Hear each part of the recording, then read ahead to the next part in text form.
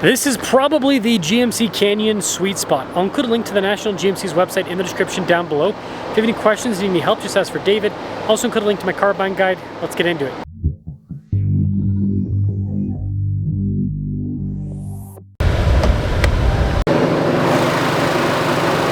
Under the hood is a turbo 2.7 liter 4-cylinder that goes through an 8-speed automatic transmission.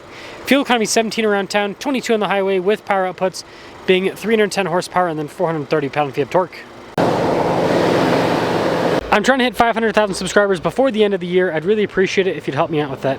Silver, I think this is a classic color on the GMCs. It looks pretty good, and look at the split light design with that. And yes, the headlight's there, and then the fog light's even lower down, so you have 3 different lighting clusters. Blacked out grille with this as well. It also has recovery points, and altogether I think the front end's good looking. Tire and wheel setup is 265 by 65 by 18. The wheels are completely blacked out. You've got all-terrain tires with this. Chunky fender flares and fenders, frankly, too. We've got the elevation badge on the side and then blacked out mirror caps. And this truck does have a solid axle in the back and leaf springs. With those bigger fender flares and fenders, the side profile on this looks quite sharp. When it comes to key fob features, we've got the GMC logo there on the back. We have our lock and unlock function and then remote start on the front. Now with the tailgate, it is dampened, so it slow lowers for you. There's an outlet in the bed, and then other than that, not much else to talk about, except we do have drainable storage on the tailgate and a ruler. When you're all done lifting this up, it's quite easy. You've got the GMC Canyon badge there on the back. C-shaped taillights, and then we do have the bumper steps and parking sensors. Towing capacity, by the way, about 7,700 pounds, and that's the rear. This week's giveaway features a limited edition 850 horsepower Mustang Dark Horse, as well as a custom 455 horsepower Bronco Raptor, and $45,000 to cover the taxes on the vehicles if you win. Use code BHC or click the link in the video description or the pinned comment. This will give you 4x entries on any donation, $25 or more. Not only that, these donations go to help both children's and veterans charities. So click the link below. Best of luck, and hope to see you in a Bronco Raptor and Mustang Dark Horse soon. Let's now check out the interior. Stitching with soft touch there on the armrest, a little bit of storage down below. More soft touch here with the seats, lots of stitching too, so just kind of a nice trim. Now, although legroom in here isn't great, there is under-seat storage, which adds to the practicality. There's also a little pocket storage there. We've got some cup holders in the back, vents, and some USB ports. Headroom's pretty good, and then we do have a manual sliding window. Keyless entry for up front. Let's check it out. Blind spot monitoring with the mirrors, and then the front window is actually automatic. And then you've got more of that soft touch there on the door panel. 1577 for the payload capacity. And then the front seat again has that soft touch trim. It is power adjustable with lumbar support with the driver. The passenger seat's manual. And then to the left of the steering wheel, you do have the trailer brake controls. Let's start it up. Soft touch trim all around the steering wheel with the GMC logo front and center. There's also some practical controls in the front face. On the right side, you've got stuff for the center screen, voice command controls, cruise control there on the left side, and then radio controls on the back of the steering wheel. Digital gauge cluster here, which you can change the entire screen. So one of the benefits of digital is it's more customizable compared to an analog cluster, but you guys can see there is a little bit of glare, so that is a downside of digital. It's backup camera in reverse, good resolution with the camera itself. And then as for the infotainment system, you do have some physical buttons at the bottom for the climate. We also have heated seats with this. But yeah, the touchscreen itself is quick to respond. It has Apple CarPlay and Android Auto. Shortcut bar there on the side, and there is even some off-road pages with this. You can roll down all the windows at once with this. Auto stop starts, also another nice feature. Lane departure, let's add an auxiliary item. And then below that, we've got some USB ports.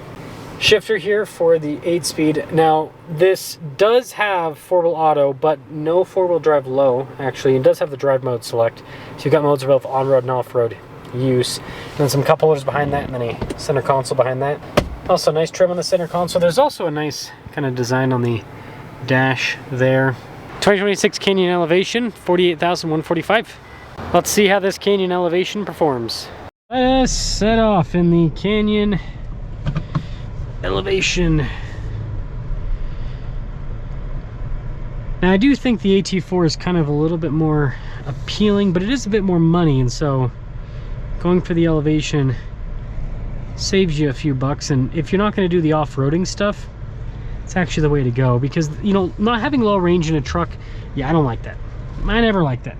I don't know why GM is so, I don't know, weird with their low range, because they have so many of their trucks that don't have low range. It's like they're the only one that really does that. But yeah, I mean, if you don't go off-road, you're never really going to use it. So that is kind of, I guess, a benefit of this not having low range. Is like, well, if you're not using it, then you're not using it. And you know, if you buy a vehicle with low range and you never put it in low range, that can cause issues with the transfer case. So maybe that's why GM is doing what they're doing with their vehicles. Now, the seats are comfortable in this. The ride quality is also exceptional for a mid-size. Even though it has leaf springs in the back, it's still good. And the engine power, it's nice. I've been thinking about this engine for quite some time. Like, why did Chevy do this turbo 4-cylinder like they did? And my thought is, the previous gen Colorado had a V6 NA and then a diesel 4-cylinder. The diesel had a ton of torque, but not a lot of horsepower. The V6 had a lot of horsepower, but not a lot of torque. You look at the power figures on this, and this has more torque than the diesel and pretty similar horsepower to the V6. And so I think that what they, you know, are doing with this 4-cylinder is basically offering those two powertrains combined into one with the new Canyon in Colorado. That's what it appears on paper. Now, does it truly feel that way? I mean, in some ways, I mean, this is torquey like a diesel, but it doesn't quite have that same torquey feel that you get on the low end. Like, you gotta wring this out a little bit more than a diesel, and it's not quite as, like, the diesel is choppy with the sounds and everything, but like the delivery of the power is very smooth.